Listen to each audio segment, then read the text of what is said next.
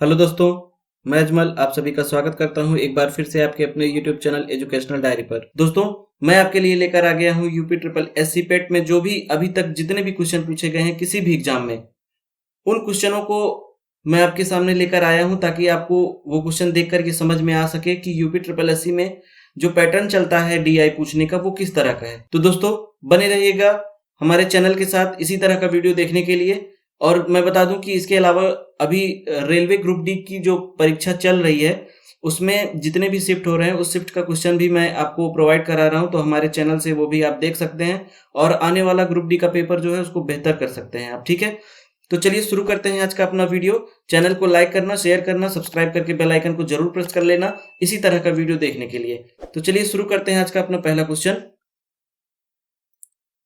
दोस्तों, पहला क्वेश्चन है कि दिया गया ग्राफ एक वस्तु x के आयात को 2013 से 19 के मध्य करोड़ रुपए में दर्शाता है।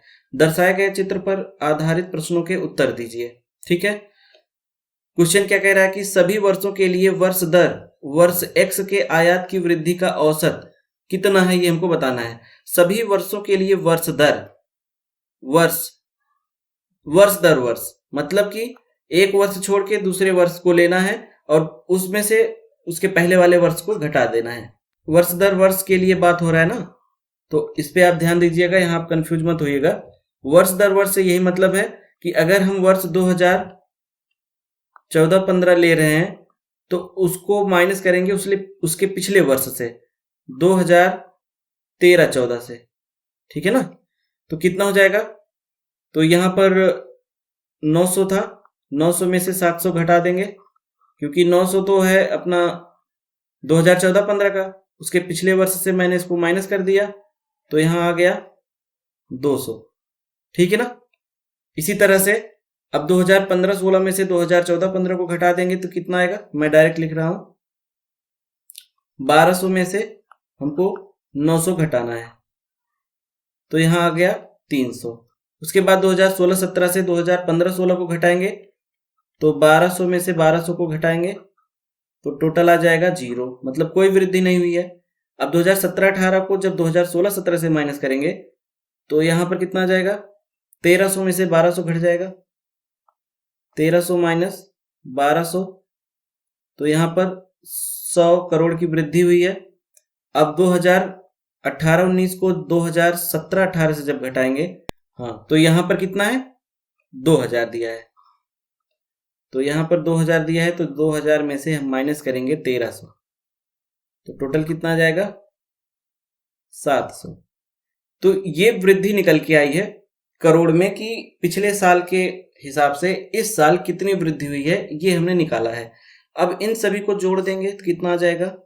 3 2 5, 5 और 1 6 और 6 7 13, मतलब टोटल 1300 करोड़। 1300 करोड़ आ गया ना। अब निकालना है हमका इसका औसत। औसत निकालने के लिए क्या करेंगे? 1300 को भाग देना होगा किससे? जितने साल का हमने निकाला है तो कितना साल है? 1 2 3 4 5, 5 वर्ष है तो 5 से डिवाइड कर दिया तो यहां से अपना औसत निकल जाएगा। ठीक है ना, तो इसको जब डिवाइड करेंगे तो 5 एकम 5 दूना 10, 3 बचा, 5 छक्के 30 और एक 0 बच गया तो यहां आ गया 260 करोड़। 260 करोड़। ठीक है दोस्तों, तो यहां पे ऑप्शन डी जो है करेक्ट आंसर है, 260 करोड़ करेक्ट आंसर है, ऑप्शन डी। ठीक, तो ये आपका आ गया आंसर। उम्मीद करता हूं समझ में आ गया होगा। नेक्स्ट क्वेश्चन देखते हैं हम लोग। ग्राफ वही है, विगत कितने वर्षों तक एक्स का आयात एक्स के औसत आयात से अधिक था? ये इंपॉर्टेंट क्वेश्चन है। x का आयात x के औसत आयात से अधिक था, ये हमको बताना है। तो सबसे पहले हम लोग x का औसत आयात देखेंगे कितना था। x का औसत आयात निकालेंगे। x का औसत आयात, x क्या है? x आयात है ना, दिया हुआ है, तो x का औसत आयात बराबर क्या हो जाएगा? जितना भी यहां सब दिया है सबको जोड़ लेंगे आपस में। ठीक है ना, तभी तो औसत निकलेगा। ऐसे जोड़ोगे तो जल्दी हो जाएगा और आप क्वेश्चन को जल्दी से सॉल्व कर पाओगे। तो यहाँ पर देखिए मैंने 1200 लिख दिया, फिर 1200 लिख दिया, 1300 और उसके बाद 2000। अब इसको जोड़ना है, 0 यहाँ भी आ गया 0। अब इसको जोड़ेंगे तो कितना आएगा, 3 2 5 2 7, 7 दूनी 14। अब 14 में 9 जब जोड़ेंगे तो कितना हो जाएगा, 23। 23 का 3 हासिल 2, 2 1 2 3 2 5 और 5 2 हासिल 7। तो टोटल कितना आ गया, 7300। ये कुल आयात निकल के, आयात हमने कुल निकाल लिया। अभी इसका औसत निकालना बाकी है। तो औसत निकालने के लिए क्या करते हैं हम लोग, औसत निकालने के लिए हम लोग जो टोटल रहता है उसमें सभी से भाग देते हैं। सभी मतलब यहाँ पे कितना है, 1 है, 2 3 4 5 6, टोटल 6 है तो 6 से भाग दे देंगे। अब जब इसको 6 से भाग दे देंगे तो यहाँ पर अपना निकल के कितना आएगा, 6 1 कम 6 और यहाँ बचा 1, 13, 6 दूनी 12, 10, फिर 6 1 कम 6, 4 बचा, 40 हो गया, 6 36 बचा 4। तो आगे दशमलव लगा के करोगे तो ये आ जाएगा, मतलब 1216.66।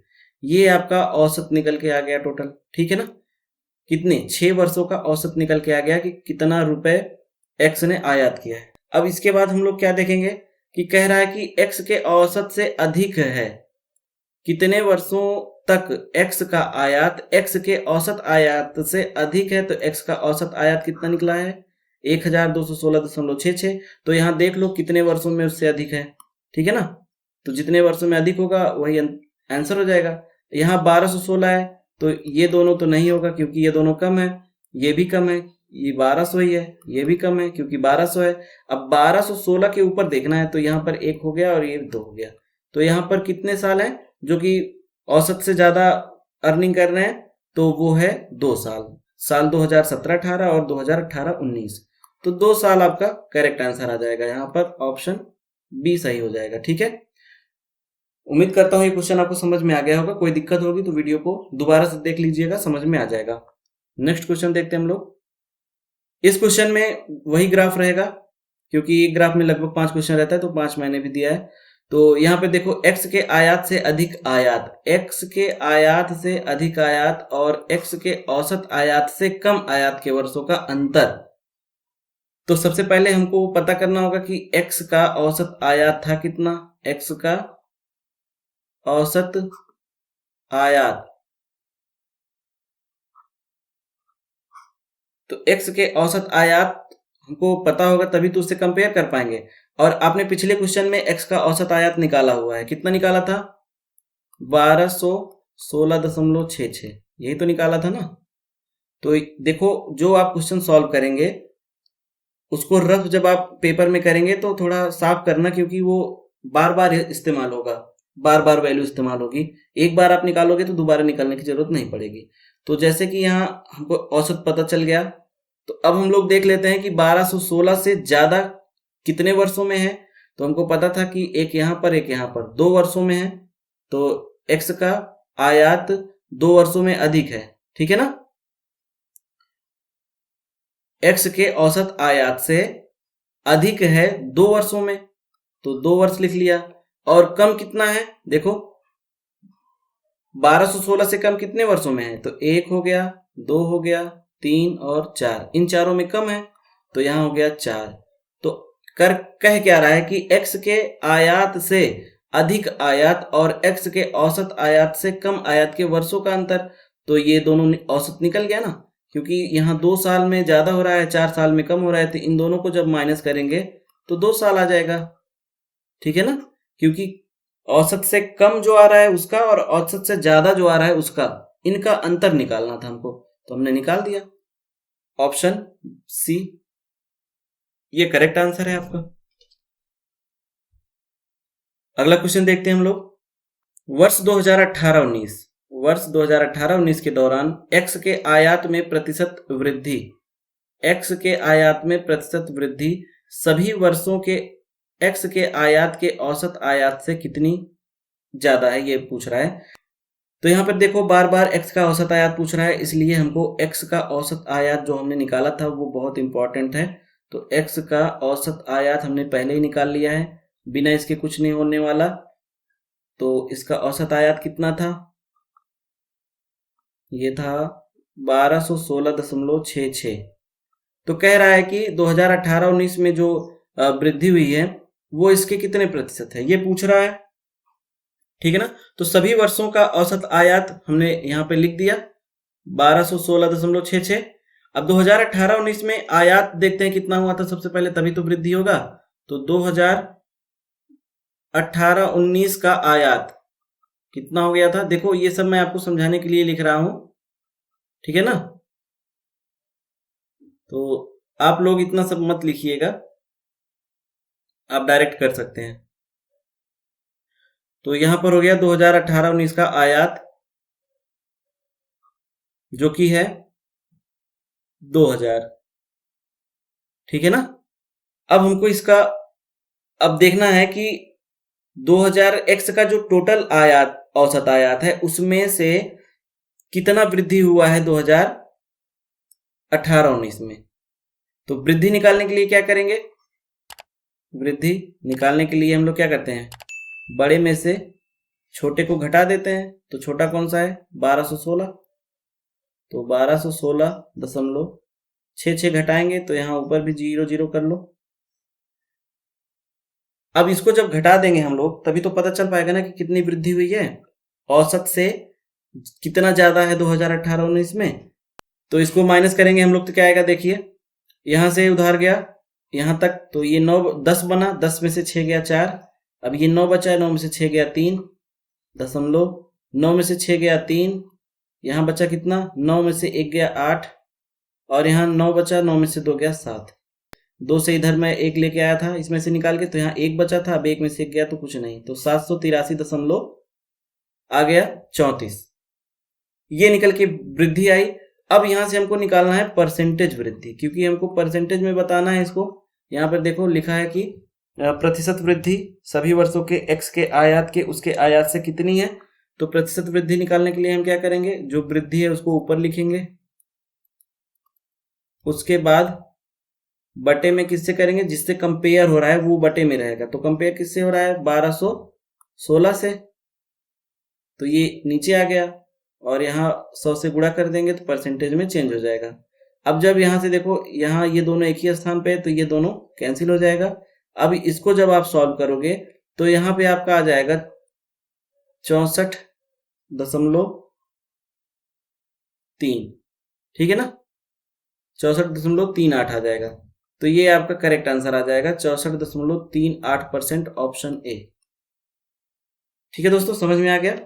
अगला क्वेश्चन देखिए, वर्ष 2014-15 से 2015-16, 14-15 और 15-16 आप लोग टिक मार्क कर लीजिएगा कि कौन कौन सा सन पूछ रहा है, नहीं तो बार बार ग्राफ देखोगे फिर दिक्कत होगी, आपका समय लॉस होगा। तो 2014-15 से 2015-16 के दौरान x के आयात में कितनी प्रतिशत की वृद्धि हुई है, तो ये हमको बताना है 2014-15 और 2015-16 के दौरान। तो यहाँ पे हमको परसेंटेज वृद्धि बतानी है, ठीक है ना। परसेंटेज वृद्धि बतानी किसमें, 2014-15 कहाँ गया, ये वाला, और 15-16 ये वाला। तो परसेंटेज वृद्धि कैसे बताते हैं, बड़े में से छोटे को घटाते हैं पहले। तो यहाँ पे 1200 में से हमको 900 घटा देना होगा, तो यहाँ पे वृद्धि निकल के आएगी। और बटे में किसको लिखेंगे, जिससे कंपेयर करते हैं हम लोग, तो 14-15 से कंपेयर कर रहे हैं तो बटे में 900 हो जाएगा। अब इसका गुणा 100 से कर देंगे तो ये परसेंटेज में चेंज हो जाएगा। तो 12 में से 9 गया 3, 100 आ गया, यहाँ पे 900 है, गुणे 100, 2 जीरो से ये 2 जीरो कैंसिल हो जाएगा, 3 एकम 3, 3 त्रिका 9, तो यहाँ पर आया 100/3, और इसका मान कितना होता है, 33.33% होता है। तो ऑप्शन सी जो है वो आपका सही आंसर हो जाएगा, ठीक है ना।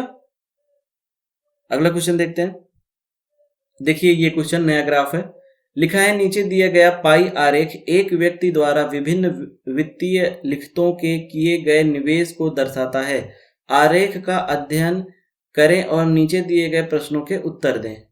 तो यहाँ पे कई सारा दिया गया है, सरकारी क्षेत्र, बॉन्ड्स, सावधि जमा, पीपीएफ, शेयर, म्यूचुअल फंड। ठीक है, क्वेश्चन में लिखा है कि यदि बॉन्ड में निवेश की गई राशि 8,000 रुपये है, 8,000 रुपये जो है वो बॉन्ड में निवेश की जा रही है। कहाँ पर है बॉन्ड? यहाँ पर।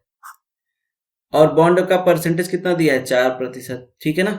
तो शेयर का निवेश तो शेयरों के निवेश की गई राशि कितनी होगी? अब शेयर कितना है? शेयर 15% है। तो यहाँ पर देखो 4% का मान आपको दे के रखा है ना, 8,000। तो 15% का मान निकाल लो, क्योंकि हमको 15% का मान ही तो निकालना है शेयर का। तो क्या हो जाएगा? 8,000 गुणे 8,000 बटे 4 गुणे 15, यही होगा ना। तो 4 दूना 8, 2,000, 15 दूना 30, 15 दूना 30 और 3 जीरो और बढ़ा दो तो 30,000 आ गया ना, 30,000 रुपये। यही 30,000 रुपये आपका आंसर हो जाएगा, ऑप्शन ए। ठीक है दोस्तों, उम्मीद करता हूं कि ये भी क्वेश्चन आपको समझ में आ गया होगा।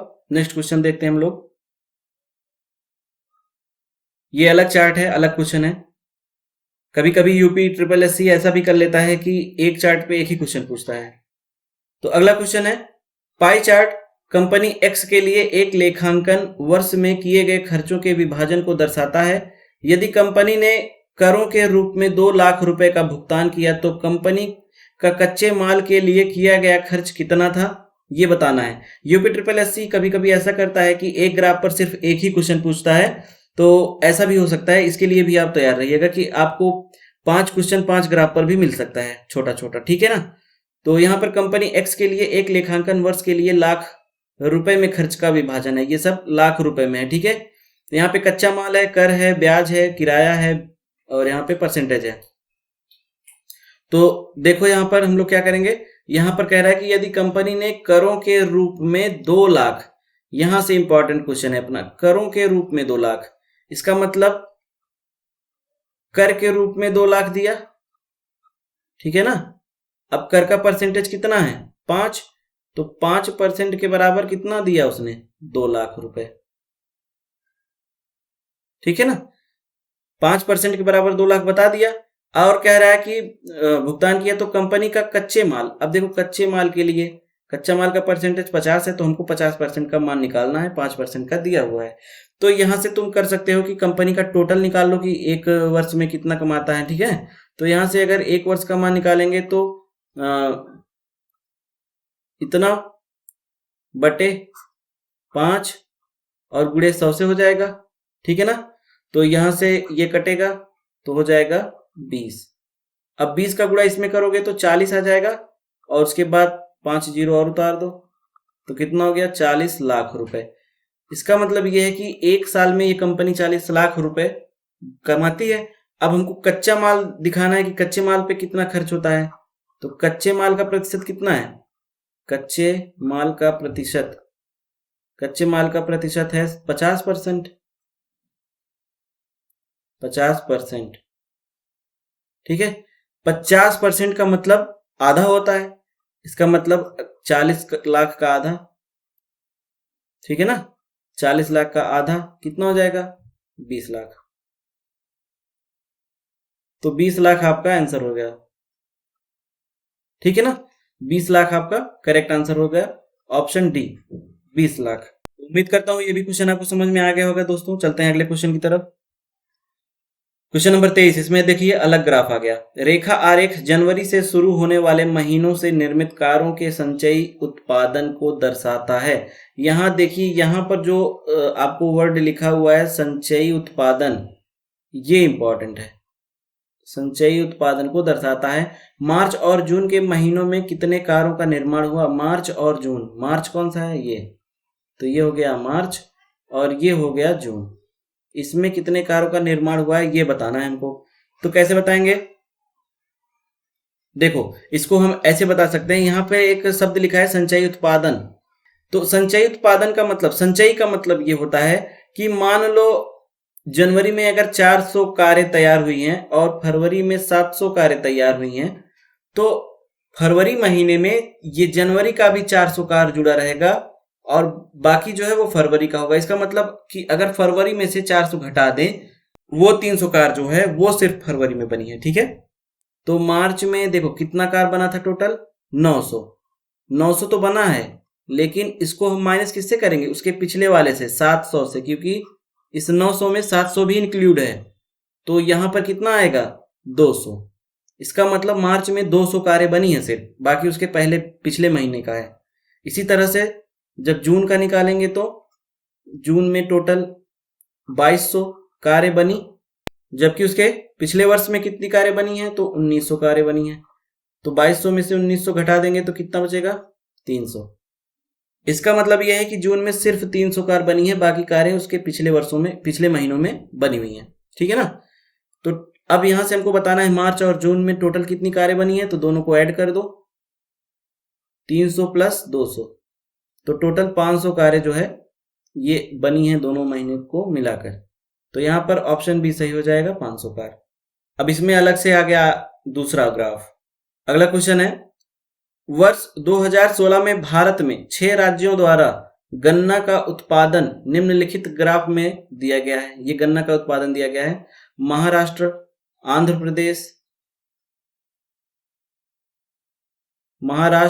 प्रदेश, उत्तर प्रदेश, तमिलनाडु, गुजरात और मध्य प्रदेश। इन स्टेटों का यहाँ पर दिया गया है कि कितना गन्ना उत्पादन करते हैं ये लोग। क्वेश्चन है, गन्ना उत्पादन में निम्नलिखित में से कौन सा राज्य 20% से भी कम योगदान देता है। 20% से कम योगदान देता है कौन सा राज्य।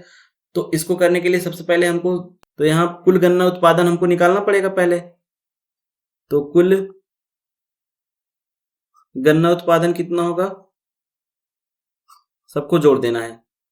सबसे पहले क्या है, 15,000 है, 15,000, फिर 12,500, 12,500, फिर आ गया 22,500, 22,500, फिर है 20,000, 20,000 लिख दिया, और उसके बाद है 10,000,